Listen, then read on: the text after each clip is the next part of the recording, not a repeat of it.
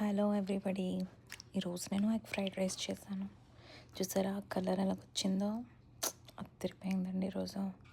చాలా సింపుల్ అండి ఇది. సింపుల్ ఏం కాదు. ఎలా చేశానంటే యాక్చువల్లీ బిర్యానీ రైస్ ఉండిపోయింది. కొంచెం ఆయిల్ వేసి ఆనియన్స్ వేసి గుడ్డు పగిలి కొట్టేసాను. అందులోనే సాల్ట్, కారం,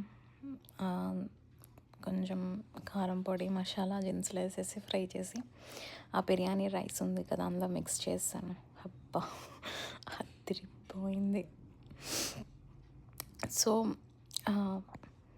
ఇలాగ మీరు ట్రై చేసుకోండి వన్స్ ఒకసారి, చాలా బాగుంటుంది. అదే బిర్యానీ రైస్ వండిపోతే దాంట్లో ఎగ్ వేసుకొని ఫ్రై చేసుకుంటే బాగుంటుంది. Thank you.